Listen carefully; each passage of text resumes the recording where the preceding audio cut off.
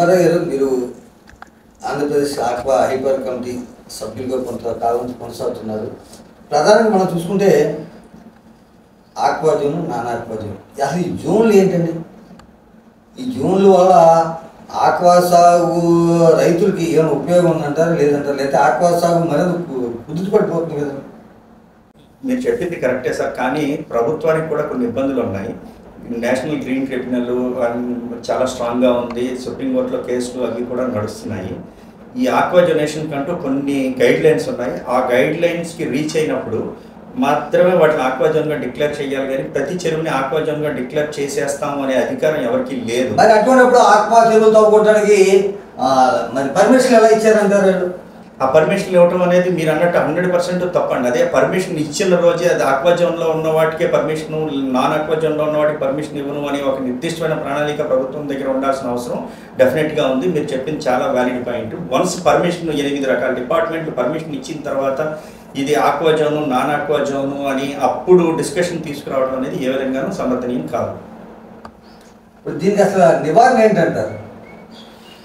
దీనికి నివారణ అనేటకే సార్, ఈ రోజున ముఖ్యమంత్రి గారు ఏంటంటే అప్సిడా లైసెన్స్ కంపల్సరీ మ్యాండేటరీగా ఉండాలి అని ఒక క్లియర్గా చెప్పడం జరిగింది.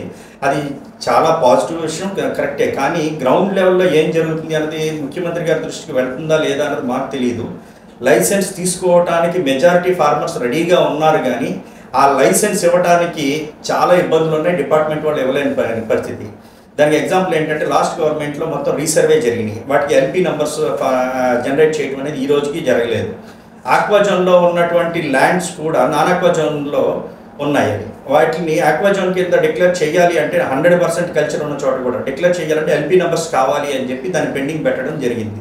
ఈ రైతులందరూ కూడా లైసెన్స్ తీసుకోవడానికి రెడీగా ఉన్నా కానీ ఫిషరీస్ డిపార్ట్మెంట్ వాళ్ళు ఇవ్వలేని పరిస్థితి. అది ఎల్పీ నెంబర్ అంటే ఏంటంటే ఎల్పీ నెంబరు ఎవరిస్తారు?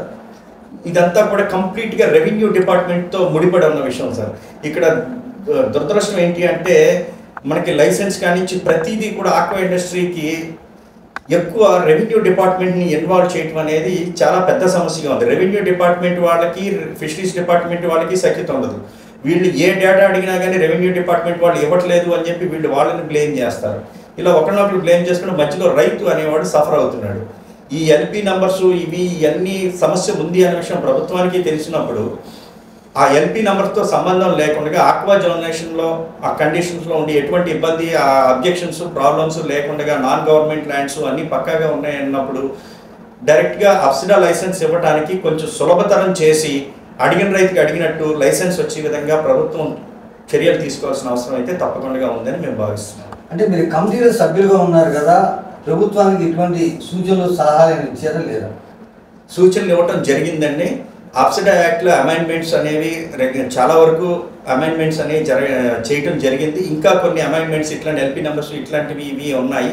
ఇది అప్సిడా వైస్ చైర్మన్ వెంకటరమణారెడ్డి గారి దృష్టికి కూడా తీసుకెళ్ళడం జరిగింది. ఆయన దాని మీద వర్క్ చేస్తున్నారు. ఈ రూల్స్ అన్నీ కూడా సులభతరం చేసి యాజ్ సూన్ యాజ్ పాసిబుల్ ప్రతి రైతుకి కూడా అప్సిడా లైసెన్స్ వచ్చే విధంగా చేస్తామని మాట ఇవ్వడం జరిగింది. అది తొందరగా అయితే బాగుంటుంది అనేది మా అభిప్రాయం. ఆక్వా హైపర్ కమిటీ సభ్యులుగా మీరు కొనసాగుతున్నారు. అసలు ఈ అప్సిడా లైసెన్స్ అంటే ఏంటి? ప్రభుత్వాలు ఇవ్వట్లేదా లేకపోతే ప్రజలు తీసుకోవట్లేదా? అంటే మా ఎంక్వైరీ తేలింది ఏంటంటే 100కి ఒక 20 మందికి 30 మందికి అంటే 20% 25% మాత్రమే ఉంది. ఓ పక్కనేమో రాష్ట్ర ముఖ్యమంత్రి చంద్రబాబు నాయుడు గారేమో అందరూ తీసుకోండి అని వాళ్ళు పేపర్లోనూ టీవీలోనూ చెబుతున్నారు. కానీ రైతులేమో అధికారులు ఇవ్వట్లేదు అంటారు. అసలు ఏది వాస్తవం, ఏది అవాస్తవం? దీని మీద మీ అభిప్రాయం ఏంటి? ఉపయోగాలు ఏంటి? దీన్ని ప్రభుత్వాలు తీసుకోమన్నాయి, ప్రజలు తీసుకున్నారు, సిద్ధంగా ఉన్నారు, అధికారులు ఇవ్వట్లేదు అన్నారు. అసలు తప్పు ఎక్కడ జరుగుతుంది అంటారు?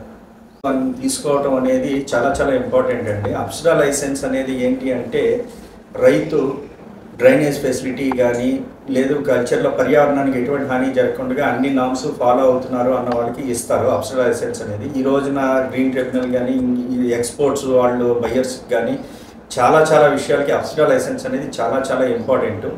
మీరు చెప్పినట్టు ముఖ్యమంత్రి గారు కూడా 2-3 సందర్భాల్లో ప్రతి ఒక్కళ్ళు అప్సిడా లైసెన్స్ తీసుకోవాలి మ్యాండేటరీగా అని చెప్పడం జరిగింది. కానీ ఓవరాల్గా చూస్తే 20% మించి అప్సిడా లైసెన్స్ రైతులు లేదు అన్నది మటుకు కఠిన వాస్తవం. ఇందులో మా అభిప్రాయం ప్రకారం 100% రైతులది తప్పు అన్న విధంగా సీఎం గారి దృష్టికి వెళ్తుంది అనేది మా అభిప్రాయం. అది కరెక్ట్ అవ్వచ్చు, రాంగ్ అవ్వచ్చు, కానీ అది వాస్తవం కాదు సార్. ఎకరానికి 1000 రూపాయలు ఆక్వా రైతు కట్టి అప్సడా లైసెన్స్ తీసుకోవడం అనేది ఏ ఆక్వా రైతుకి కూడా భారం కాదు. రైతులందరూ చాలామంది తీసుకోవడానికి రెడీగా ఉన్నారు. కానీ డిపార్ట్మెంట్ సైడ్ కొన్ని టెక్నికల్ ప్రాబ్లమ్స్, రెవెన్యూ డిపార్ట్మెంట్తో దీన్ని ముడిపెట్టడం వల్ల లాస్ట్ గవర్నమెంట్లో రీసర్వే జరిగింది. రీసర్వే జరిగిన తర్వాత ఈ ఎల్పీ నెంబర్స్ ప్రొడ్యూస్ చేయాలి అన్నారు. ఈ ఎల్పీ నెంబర్స్ అనేది రాష్ట్రం అంతా కూడా ఉన్న సమస్య, అది ప్రతి ఒక్కరికి తెలుసు. ఆ సమస్య కూడా మా ఆక్వా రైతులు ఏ విధంగా ముడిపడింది అంటే ఈ ఎల్పీ నెంబర్స్ ఈ ప్రొడ్యూస్ అవ్వకపోవడం వల్ల ఈ ఆక్వా జోన్లో ఉన్నాయి కూడా హోల్డ్లో పడిపోవడం జరిగింది. ఇది aqua zone, non aqua zone ఏది కాకుండా త్రిశంకు స్వర్గమై కూర్చుంది. ఈ ఎల్పీ నెంబర్స్ సమస్య అనేది ఇప్పట్లో తెగేది కాదు అన్న విషయం మనకు ప్రతి ఒక్కరికి తెలిసిందే. సో ఈ కారణంతో రైతు 1000 రూపాయలు ఎకరానికి కట్టి లైసెన్స్ తీసుకునే సిద్ధంగా ఉన్నా కానీ ఇటువంటి టెక్నికల్ రీజన్స్ వల్ల ఫిషరీస్ డిపార్ట్మెంట్ అనేవాళ్ళు ఇవ్వడానికి అవకాశం లేకుండా ఉంది. ఈ విధంగా కాకుండా కొంచెం ఇవన్నీ వీటి మీద కూడా ప్రభుత్వం దృష్టి పెట్టి ఈ ఎల్పీ నెంబర్స్, రీసర్వే, ఈ ఆక్వాజనేషను, నాన్ ఆక్వాజనేషను వీటి మీద కాకుండా రైతు నామ్స్ అన్ని ఫాలో అవుతున్నాడా లేదా, చక్కగా చేస్తున్నాడా లేదా, అది చెరువా కాదా అన్న ఏదైనా కొన్ని మినిమైజ్ చేసి లిమిటెడ్గా చేసి రూల్స్ అనే రెగ్యులేట్ మొత్తం మార్చి సింప్లిఫైగా ఇవ్వగలిగితే నెల రోజులు తిరగకుండా 80 నుంచి 90% మంది రైతులు లైసెన్స్ తీసుకోవడానికి సిద్ధంగా ఉన్నారు అని మటుకు మేమైతే స్ట్రాంగ్గా చెప్పగలం సార్.